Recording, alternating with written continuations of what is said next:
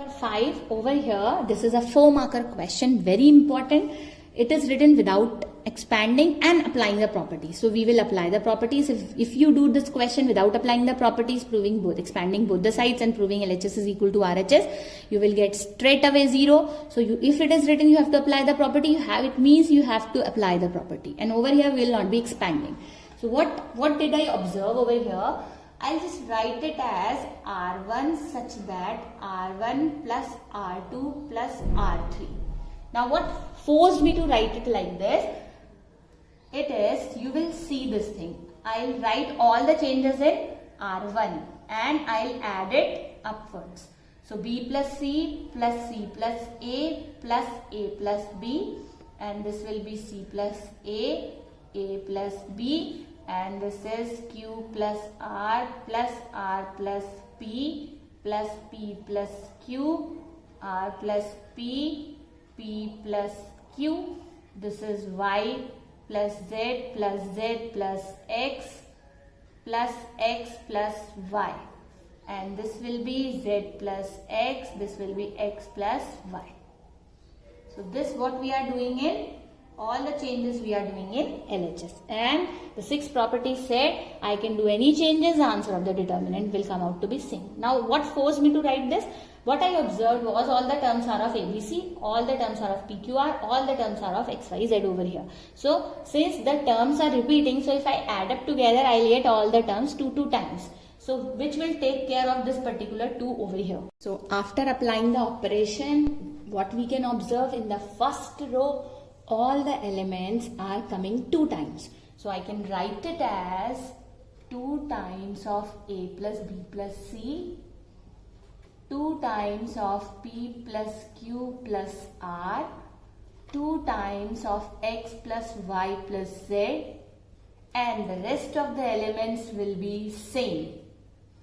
Now what do we observe? We observe that 2 is there in all the elements of R1. 2 is present over here in all the elements of R1. So by property which we learned that if an element is present in all the elements of a particular row, I can take it outside the determinant. The other way of phrasing the property was, if the row or a column of a determinant is multiplied by a constant, the value of the determinant gets multiplied by that constant. So I can take this 2 outside, which will also take care of the 2 of right hand side. So once I take this 2 outside, I'll rewrite my other elements as it is. Then what we will observe, that whatever I want in the other 2 rows, let me just quickly write up the remaining element. Now let's see, what do we observe? We observe that whatever is present here, I want B over here, which is missing over here. A plus B plus C term is present in the first element, and that B is missing over here. Similarly, A plus B is here and C is missing over here. So what operation will I apply? I will write to get B over here and C over here, and that B is there in the first row. The same thing applies to this. R plus P is here, Q is missing, and that Q is present in the first row. The same applies to this and to this. So if I apply this operation, that R2 such that R2 minus R1 and R3 such that R3 minus R1, I will get whatever was missing over there. So let's see how it works. So what will happen is, I'll write the other elements as it is. P plus Q plus R, and this is X plus Y plus Z. Now for this elements, let's do the calculation also. So I'll do first of all for R2 and then we will do for R3. So R2, let me take the first element. I'll take the first element, which is C plus A. So first element over here is C plus A. Let's do the calculation for C plus A. So C plus A, the operation says R2 minus R1. So R2, corresponding element of R2 is C plus A, and the corresponding element of R1 is A plus B plus C. So minus A minus B minus C, because of this minus sign, the sign will change. So A and A will get cancelled, C and C. So what is left? Minus B. So I will write minus B over here. Similarly, let's do the calculation for R plus P. So I will write R plus P here, and the corresponding element of R1 is P plus Q plus R, and because of the minus sign, the sign will change. So I will cancel P and R and R. So what is left? Minus Q. I will write minus Q over there. I will write minus Q over there. Next is Z plus X. So I will write Z plus X, and the corresponding element is X plus Y plus Z, and again because of the minus sign, the sign of the elements will change, and I will be left with minus Y. Clear? Now let's move on to the other elements of R3. The same operation we will apply for R3. Let's see. So for R3, this calculation was for R2. Now for R3, the corresponding first element is A plus B, and for that again R1 is A plus B plus C. So because of minus sign, the sign will change. This will get cancelled. What will I get? I will get minus C. Similarly, the same thing will happen for the other element. What is the other element? P plus Q. So I will write P plus Q. The corresponding element is minus P minus Q minus R. Q, P will get cancelled. I will be left with minus R. The same thing will happen for the next element, which is X plus Y. The corresponding element is X plus Y plus Z. So X plus Y minus X minus Y minus Z. I will get X and X will get cancelled. Y and Y will get cancelled. I will get minus Z. Now just compare it with the right hand side. Now what do we get? I have got all the terms but with negative sign. I can take minus sign outside, that's not a problem. But we have got the first row element as A plus B plus C. And whatever I want over here, can you see I want A over here and A plus B plus C is here. This is minus B, this is minus C. If I add up everything to R1, will I get A over here? Yes, perfectly. So let's apply that operation before taking minus common, and after that we'll take minus common. That will take care of our solution. So what will be the next operation? The next operation that I will use will be R1 such that R1 plus R2 plus R3. So once I apply this operation, what will I get? Let's see, 2 will be here. This will be R1 plus R2 plus R3. Let's see for the first element, the calculation. Let's do it here. So what will we get? We will get A plus B plus C minus B minus C. B, B, C, C will get cancelled. What will I get? I'll get A. So I'll write it over here A. The same thing applies to this. P plus Q plus R minus Q minus R. Q and R will get cancelled. So I'll get P, and the same thing applies to this. So I'll get X over here minus B minus Q minus Y minus C minus R minus Z. So we are almost equal to RHS. Now what is the difference here? We have minus sign. So what do we observe? We have minus sign for all the elements of R2, and we have minus sign for all the elements of R3. So again, like 2, we can take minus common from both R2 and R1. If I take minus common from R2, it will be minus. If I take again minus common from R3, it will be minus 1 into minus 1, which will be plus 1. So we will write it as taking common minus from R2 and R3. So we will get 2 into minus 1 into minus 1. And we will write the result. We will say which is equal to RHS, and hence the result. So whatever results we have used, you are supposed to write in brief all the results for a 4-marker question, and you have to remember all these steps. We don't have to learn these steps. With practice, we will be able to make out how we are approaching a particular question. I'll give you certain tips also so that you can work on these questions, you will be able to know how we have to think and in which direction you have to think. So now let's move on to question number 7. Question 6 we will do later on. We will do question number 7 first of all. So question number 7. Now what we are observing for first 4 questions, the result of the determinant was 0. So we were working on those properties. Now what we have to prove? We have to prove it equal to a certain number. So we will not go for those properties. We will be thinking of the other properties where the determinant was not 0, and we will be applying the properties so that we can expand easily in the end. And what was the trick of expanding?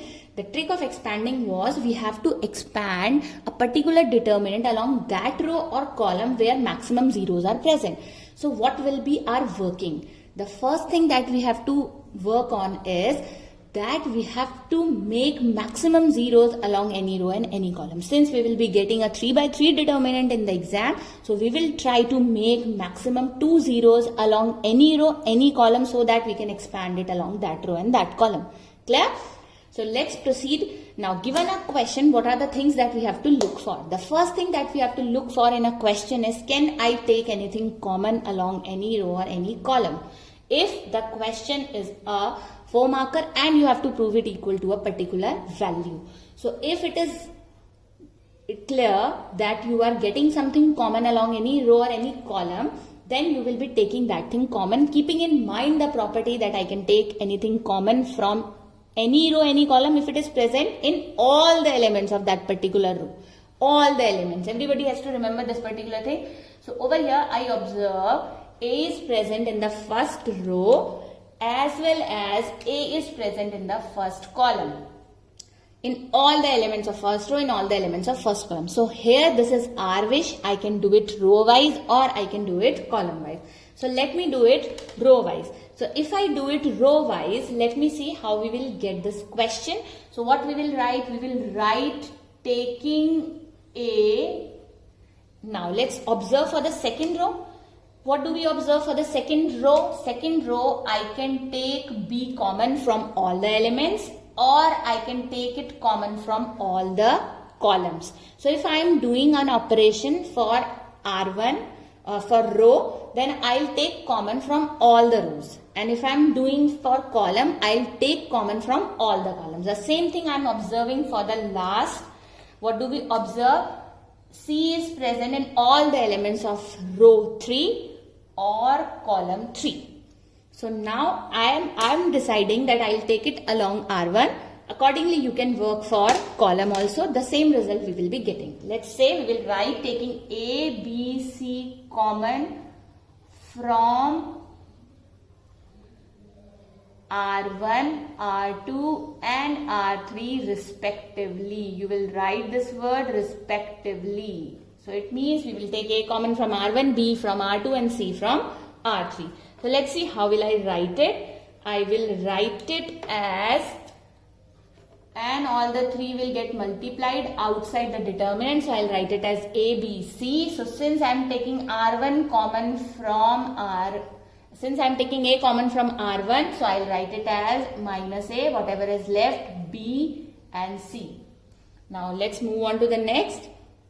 Then what do I observe? I am taking B common from R2, so I'll write the remaining element as A minus B and C. Now I am taking C common from R3, so I'll write the remaining elements as A, B and minus C. Clear? Now again what do we observe? I can take A common from C1, B from C2 and C from C3. So if you are doing it other way around like C1, C2, C3, then you will be getting a step where you have to take common from then R1. So both the steps, both the ways of doing will be going together. So now let's write taking, again we will write taking A, B, C common from C1, C2 and C3 respectively. So what we will get? We will get 2A, A square, 2B, B square, C square. Whatever we take common is getting multiplied. This clearly again you have to remember whatever things we are taking common from any row, any column, the numbers or the elements will get multiplied once they are written outside the determinant. So I'll write the left out element minus 1, 1, 1, 1 minus 1, 1, 1, 1 minus 1. Now this is the determinant. Now before expanding, what I'll do, if in a question it is asked in exam, for 4 marker if it is asked, apply the property, it means you have to apply at least 2 properties. You have to apply at least 2 properties. There are certain questions where applying 1 property will also give you the result. But do take care that you have to apply at least 2 property before expanding. You can again expand at this particular stage. But if you do one more step, that expansion will be much more easier. Remember, the properties are for our easier calculation. So I'll do one more step. One more step will be like making 2 zeros along any row, any column, because if I have zeros, maximum zeros along any row, any column, the expansion becomes easy. So what I'll do is, I will observe over here, this is minus 1, this is 1 and 1. So I can write R2 such that R2 plus R1, if I add these 2 elements, this will be 0. I'll focus on this, the other, whatever result I get for the other, that will be the simultaneous result. So similarly, R3 plus R1. So R1 I am taking as fixed row, and that I am adding to R2 as well as to R3. So let's see what we are getting. So I'll write A square, B square, C square as it is. This will be minus 1, 1, 1. This will be 0. Minus 1 plus 1, 0. This will be 0. Minus 1 plus 1 corresponding element wise we will do. So for here, minus 1 plus 1 will be 0. 1 plus 1 will give you 2. 1 plus 1 will give you 2. Minus 1 plus 1 will give you 0. So now I can expand along C1. So you can observe here we have maximum 0. So I can expand it along C1. So expanding along C1, what do we get? This is A square, B square, C square. I'll write minus 1 here. Cover it along row, column. What do you get? Cross multiply. 0 minus 2 into 2 is 4. Minus 1 into minus 4 will give you the result 4A square, B square, C square. Right? So now question number 8. You can see question number 8 has 2 parts.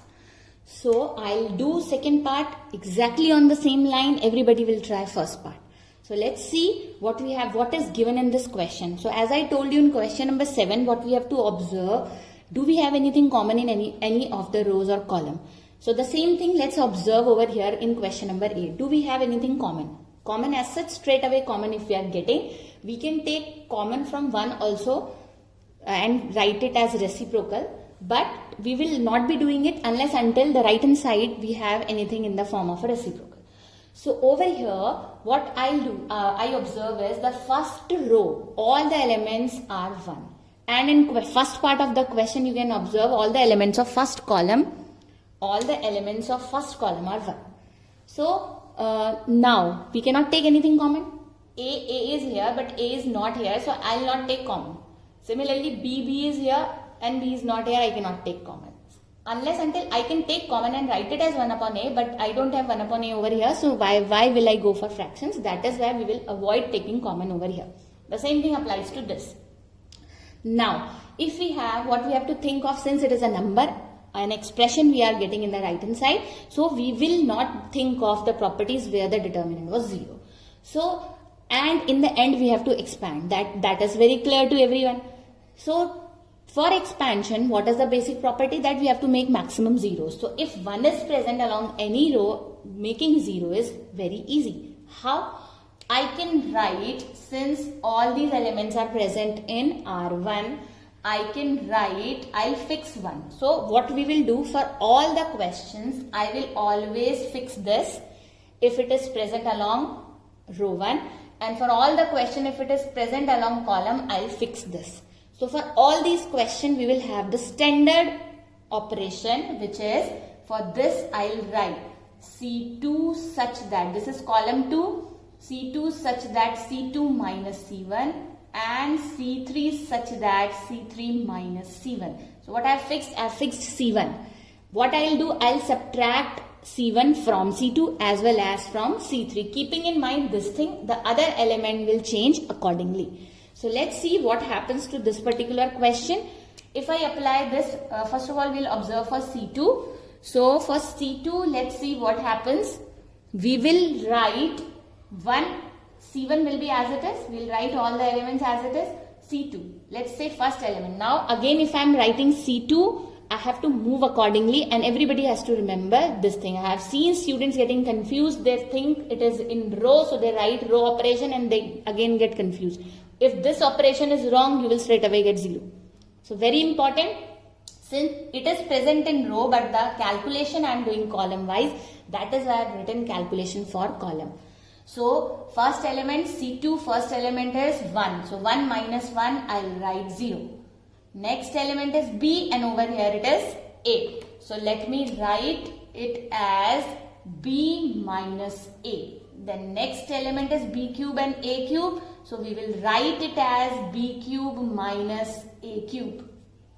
Now let's move on to C3. C3 it is 1 minus 1, 0. So what we will write for the next element, we will write for C3, we will write C3 minus C1. So C3 minus C1. So C minus A, C3 minus A, C cube minus A cube. So this is what we are getting. Now again, you must be thinking, since we have got 0, so now let's expand. But if you expand again, you will end up in all these expressions over here like B minus A, C cube minus A cube. So before expanding, what is advisable is you have to take as much common as you can, so that expansion is very easy. So now how can I take common?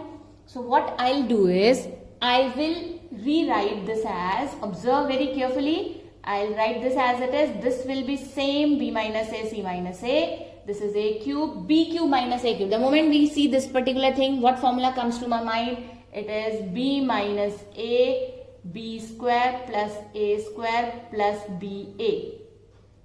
And the moment I see C cube minus A cube, what formula should come to my mind?